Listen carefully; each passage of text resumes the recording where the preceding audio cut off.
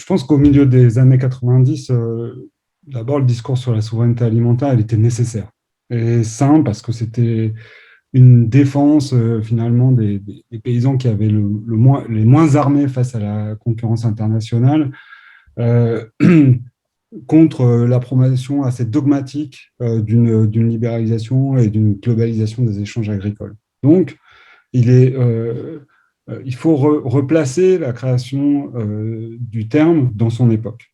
35 ans plus tard, le contexte a complètement changé.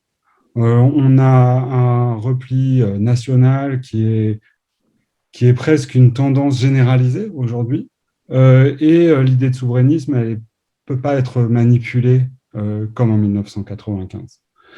Donc, euh, l'enjeu, c'est de promouvoir aujourd'hui, dans un monde complexe, à la fois un système, des systèmes alimentaires plus autonomes et durables. Tout le monde a compris, après 2008, que c'était une nécessité, tout en imaginant une agriculture qui peut participer à la défense des biens publics mondiaux, comme l'accès à la nourriture, et évidemment la lutte contre le changement climatique et la perte de la biodiversité. Donc, je crois qu'on est collectivement, là, au sein de la société civile, en face d'un défi très intéressant, qui est de repenser en fait les systèmes alimentaires territoriaux et internationaux face à une mondialisation qui est de plus en plus complexe. Il faut voir que quand ce concept il a émergé, et jusqu'à encore très récemment, il était vu par des acteurs extérieurs comme un discours caricatural, dogmatique, de mouvements sociaux, d'une gauche altermondialiste, enfin, disons les choses clairement. Ce qui est intéressant de voir, c'est comment, et notamment dans le contexte de crise Covid, beaucoup d'acteurs qui avaient longtemps décrié ce concept s'en sont emparés.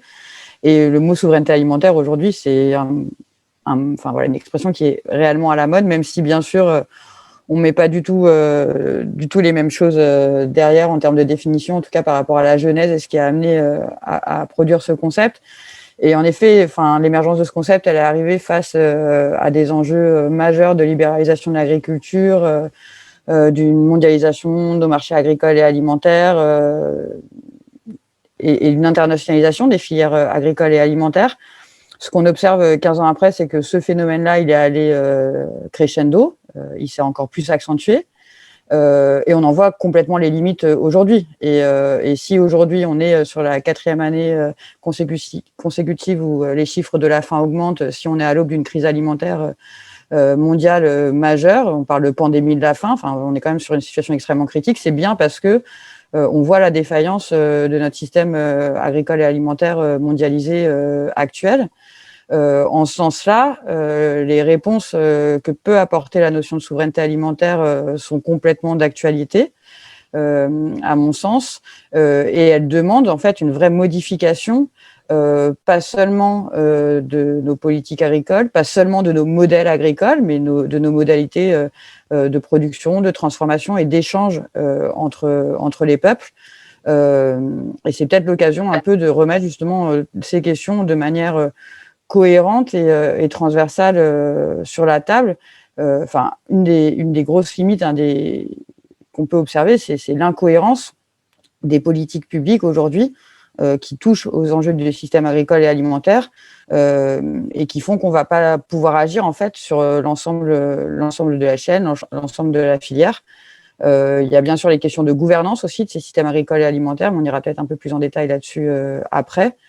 Mais donc en tout cas, pour moi, on est face à un phénomène qui s'est accentué, qui s'est affirmé et qui s'est empiré de libéralisation et de concentration des marchés et des filières agricoles et alimentaires. Et aussi des crises alimentaires qui, elles aussi, s'affirment, s'accentuent. Et donc, on voit bien que là, on est arrivé au bout d'un chemin et qu'il est grand temps d'agir, avoir une transformation profonde.